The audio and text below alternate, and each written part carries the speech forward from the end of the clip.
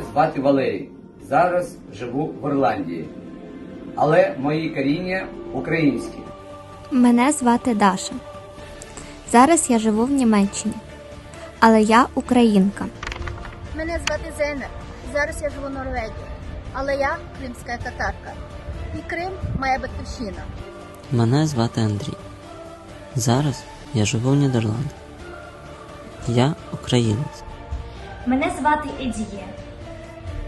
Я живу в Англії, але за національністю я кримська татарка.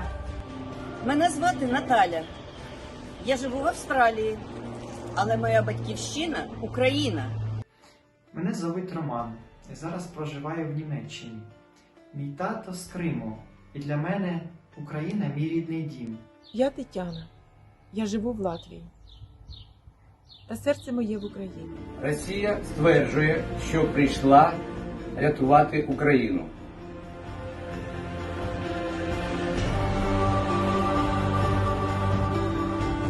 Вона прийшла руйнувати та вбивати.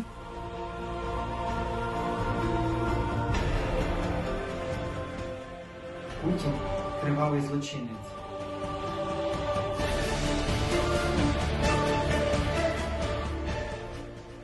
В його руках смерті тисячі людей.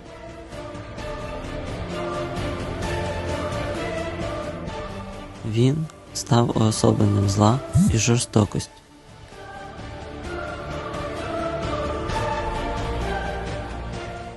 Зараз наша країна переживає страшні часи.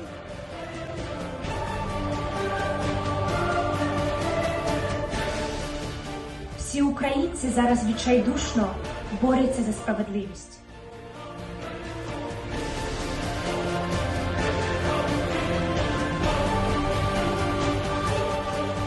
Хоч я і мої друзі однодумці далеко, ми продовжуємо боротьбу разом з вами. Ми єдині. Ми єдині. Ми єдине. Ми єдині. Ми єдині. Ми єдині. Він єдиний. Ми єдині.